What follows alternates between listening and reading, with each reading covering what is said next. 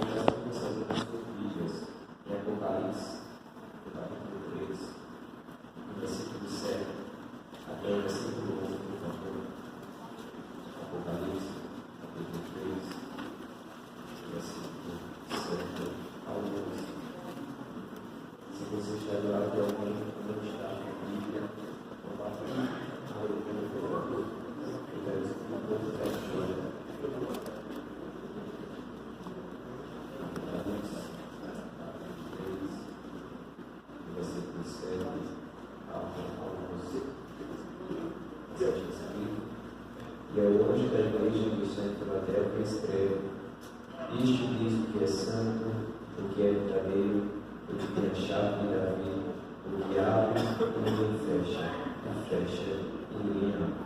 Eu sei as tuas obras, eis que diante de ti pus uma porta aberta, e ninguém pode fechar.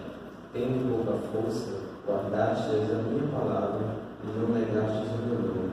Eis que eu farei ao sinagoga de Satanás, aos que dizem ser judeus, e não são, mas mentem.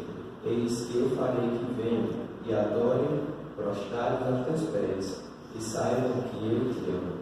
Como guardaste a palavra da minha paciência, também eu te guardarei da hora da tentação que há de vir sobre todo o mundo, para tentar os que nela habitam. Eis que venho sem demora. Guarda o que tens, para que ninguém tome a tua coroa. Por favor, permaneça com o texto aberto para você acompanhar comigo a ministração. Amém? O texto que lemos é um texto muito conhecido da amada igreja de Nosso Senhor, pois é um texto muito pregado e é um texto que tem uma notoriedade muito grande para a igreja, o corpo de Cristo, pois Jesus, no tempo primitivo da sua igreja, ele se revela ao apóstolo chamado João, ao qual é escritor desse livro e também de algumas outras epístolas e de alguns evangelhos. Esse velho João, que nesse momento estava sendo preso na ilha de Patmos pelo fato de pregar o evangelho, mas ele já estava com quase aproximadamente 100 anos de idade e ainda não havia morrido. Todos os outros apóstolos já estavam mortos. Mas Jesus havia proclamado uma promessa sobre a vida de João, nos momentos finais de sua vida, que João só morreria quando ele visse a glória de Deus. Então todos os outros apóstolos morreram, mas João foi o único que chegou a quase 100 anos de idade e não morreu, porque Cristo havia prometido que ele não morreria enquanto não visse a glória do seu Senhor. E nós vemos qual glória era essa que Jesus havia falado e queria revelar a João. É exatamente essa carta que nós hoje possuímos na nossa Bíblia, chamada Carta do Apocalipse. A revelação do Senhor Jesus Cristo a respeito daquelas coisas vindouras, das coisas futuras, ou como o nome da doutrina que é dada de escatologia, as coisas dos últimos dias. Jesus se revela a João e dá essa carta a ele e manda a ele mandar cartas para algumas igrejas que estavam sitiadas na área da Ásia. E essas igrejas e essas mensagens eram mensagens que elas chegariam e alcançariam a igreja do século XXI e até ao dia que o Senhor Jesus Cristo voltar. Pois são mensagens de exortação, mas também existe mensagem de consolo. Consolo para a alma da igreja do nosso Senhor Jesus Cristo, para que permaneçamos firmes na fé e na caminhada cristã. E esse é um dos pontos dessa carta. Essa igreja de Filadélfia é uma das igrejas que tem uma mensagem de consolo. uma mensagem de renovo para a alma dos cristãos que estão cansados na caminhada, pois quando nós vamos olhar para quem era essa igreja, em que contexto essa igreja estava inserida, nós vemos como essa mensagem que fora escrita, que fora enviada para a igreja de Filadélfia, é uma mensagem que ela tem uma importância nos nossos dias ainda hoje. Pois essa igreja estava inserida numa cidade chamada Filadélfia, que era uma cidade do Império Romano. Essa cidade ela era constantemente atingida por terremotos, ou seja, era uma cidade que tinha pobreza constante. Se nós viemos olhar uma cidade hoje em dia que possa se comparar a Filadélfia, é como o Haiti, uma cidade que constantemente vive uma situação de pobreza e de miséria. As pessoas de Filadélfia que residiam nesse contexto eram homens desumanos, homens que não tinham amor ao seu próximo, homens que queriam saber de si próprio, que eram encurvados para dentro de si mesmo, homens adoradores de si mesmo, que não queriam saber do seu outro. Quando nós vamos olhar para a questão religiosa em que essa igreja de Filadélfia estava inserida, era uma questão de idolatria, de paganismo, uma questão de existiam muitos deuses e as pessoas faziam deuses e não adoravam o Deus verdadeiro que havia criado os céus e a terra. Quando nós vamos olhar essa mensagem, vamos ver esse contexto em que essa igreja estava inserida, nós nos identificamos com essa mensagem. Pois hoje vivemos em épocas semelhantes, em que as pessoas não amam mais o seu próximo. As pessoas não têm prazer mais em ajudar a ninguém. Elas somente pensam em si mesmas. São pessoas egocêntricas e curvadas diante de si mesmas. São adoradores do seu próprio eu. E é nesse contexto que essa igreja está inserida. Mas o que eu mais me alegro é que mesmo com uma situação de pecaminosidade, mesmo inserido em um contexto de depravação total, ainda existia uma igreja que amava o seu Senhor Jesus. Aleluia! Existia uma igreja que amava o seu Senhor de todo o seu coração. Uma igreja que não se prostrava diante daqueles padrões que eram impostos a ela. Essa era a igreja de Filadélfia. E Jesus começa a se revelar a essa igreja. Se você está com o texto aberto, acompanhe comigo. Versículo 7. Jesus começa a se apresentar a essa igreja. E ele diz o que é santo.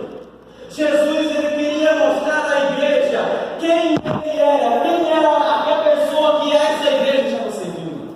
Ele era o santo. Que santo é esse, Davi? É aquele que está em Isaías no capítulo 6, em que os serafins estão diante de deles e dizendo: santo, santo, santo é o Senhor dos exércitos, e toda a terra está cheia da sua glória. Jesus ele começa se apresentando e dizendo: eu sou o Deus que estou no trono. Depois ele começa a dizer: fala aquele que é o verdadeiro.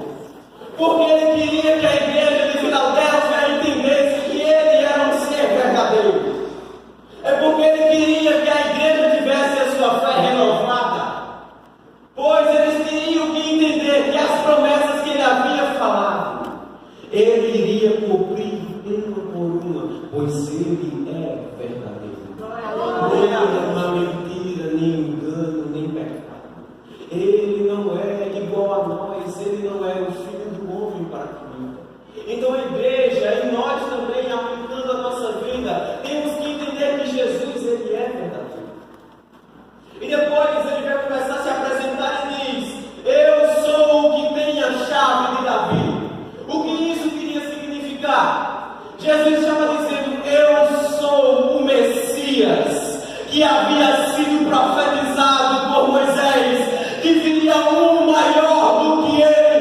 Eu sou o cumprimento dessa promessa. Eu sou o Deus soberano. Eu sou o rei que havia de vir. Eu sou.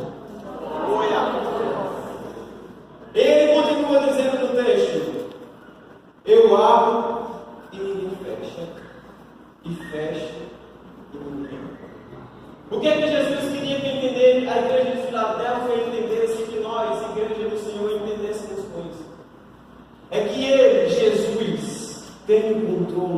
todas as coisas. Nada foge do controle das mãos dele.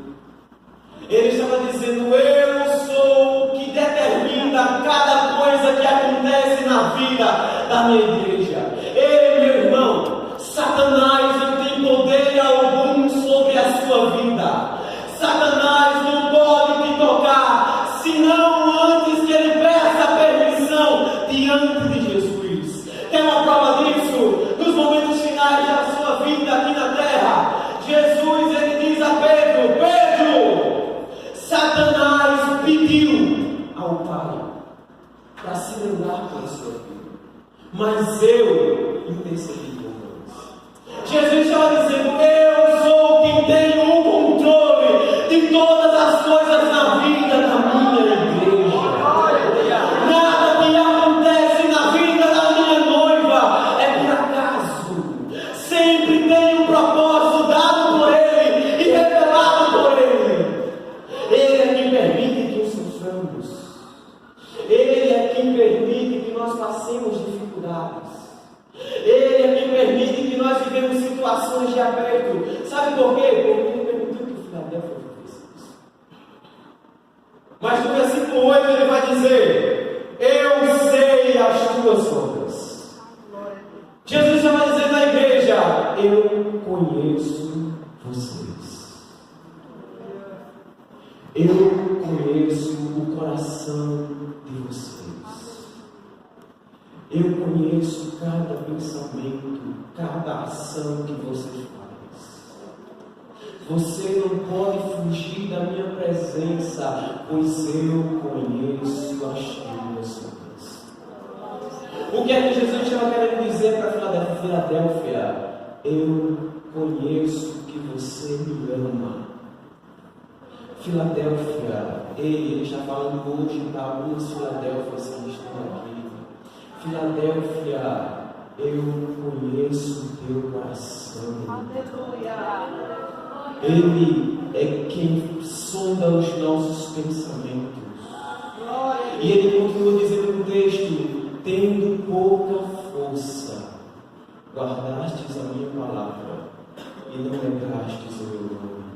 Jesus estava dizendo: eu sei que o inimigo tem tentado te arrancar da minha presença. Eu sei o quanto Satanás odeia porque você me ama. Eu sei o quanto Satanás tem raiva de você, Filadélfia, pois você é pobre, você não é igual a Laodiceia que tem dinheiro, você não é igual a Efésios que tem um conhecimento vasto, mas ainda assim você preserva o primeiro amor. Eu sei que você tem pouca força, Filadélfia. Eu conheço os seus dilemas. Eu conheço o teu coração.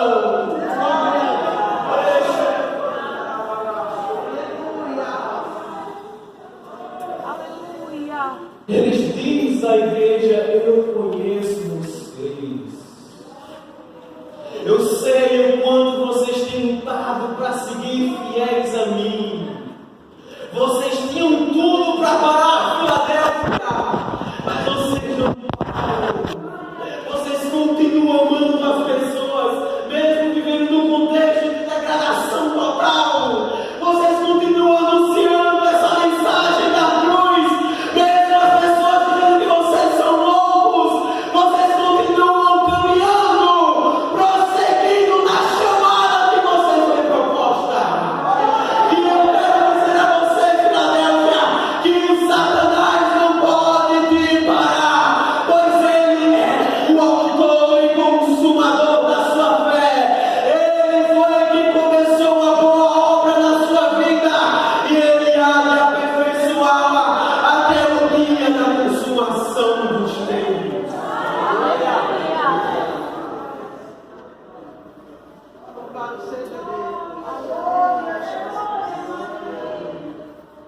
No versículo 9 e 10, Jesus agora vai começar a confortar a igreja, a Filadélfia, a igreja do Senhor do século 21, com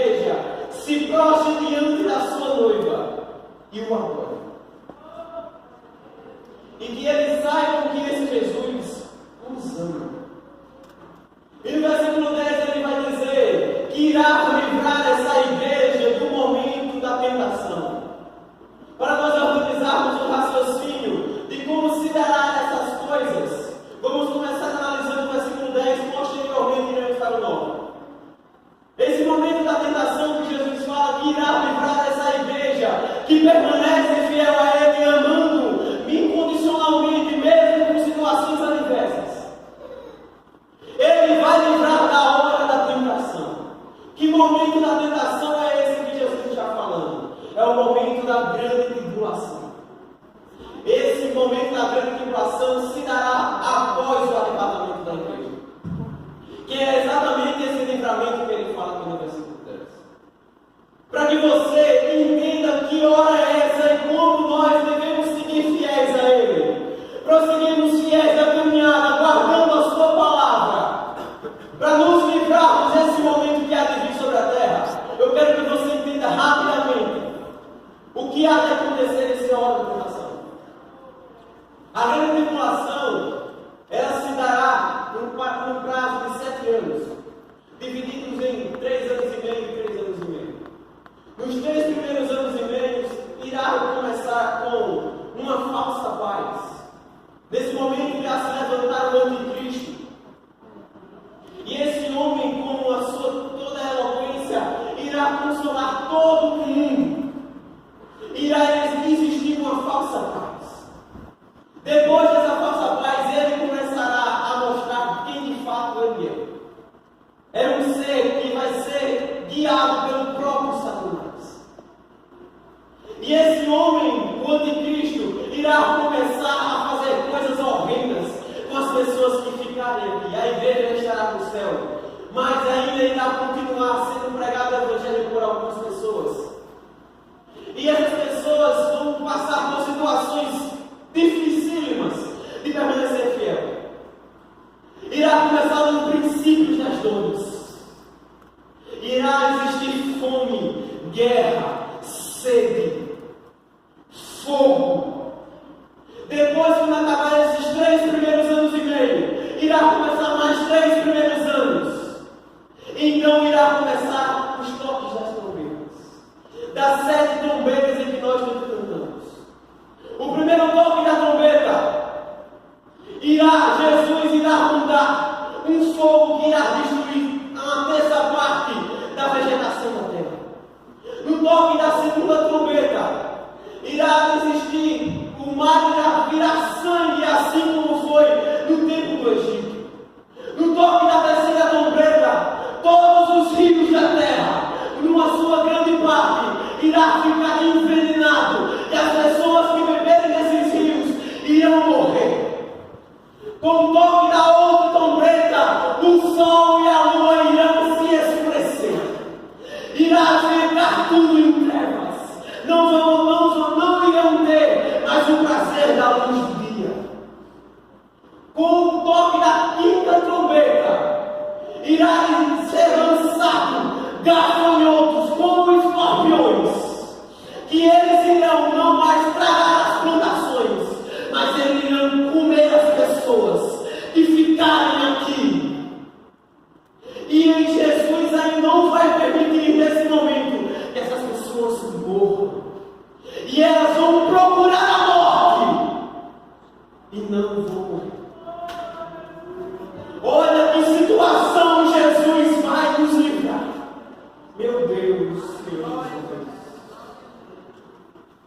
Depois, com o toque da sexta trombeta, Jesus irá libertar 200.000 demônios que estão presos. Mas por que na verdade esses demônios estão presos? Porque são demônios tão poderosos, mas tão poderosos que somente um desses for liberto e hoje ele destrói todo mundo. E serão libertados 200.000 para destruir toda a terra. Aí Jesus vai e diz à igreja: eu vou libertar vocês nesse momento.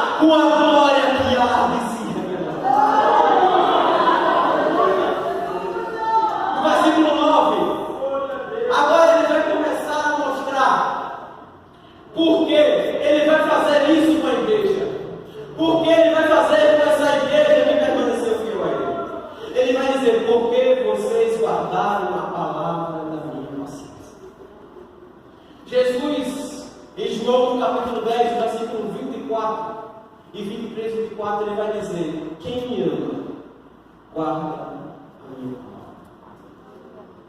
E quem não me ama, não a guardará. O que Jesus estava dizendo?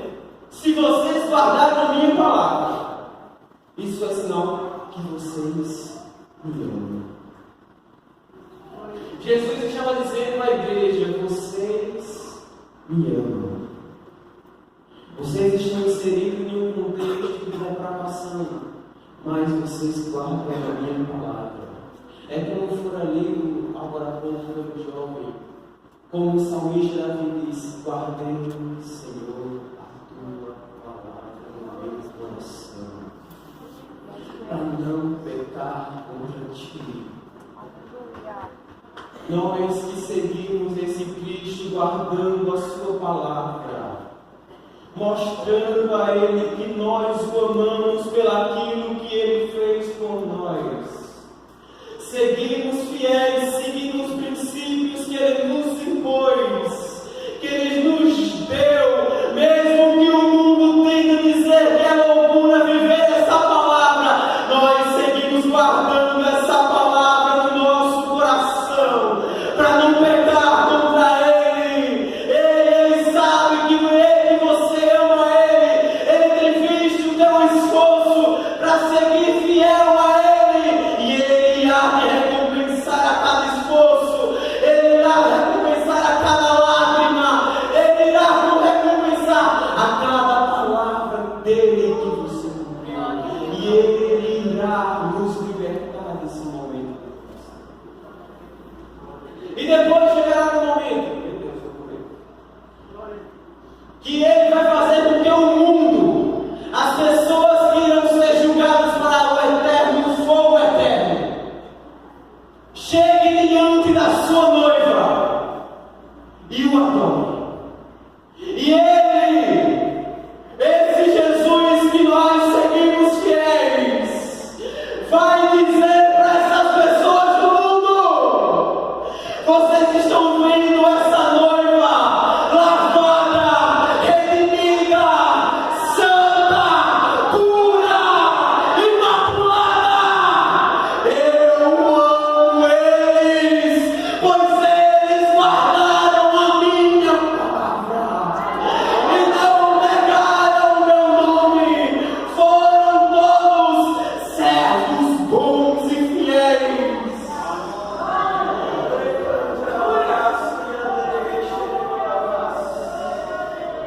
Eu não sei se você consegue imaginar esse momento de Jesus chegando na nossa frente e dizendo: eu te amo. O sofrimento passou, eu te amo. As primeiras coisas passaram, eu te amo. Eu sei que foi difícil, mas eu te amo.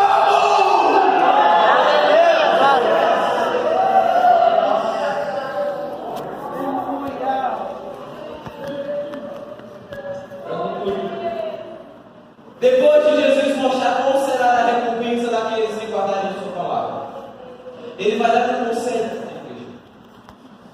Ele diz: eis que venho sem demora, guarda o que tens. Jesus está falando para a igreja que era pobre.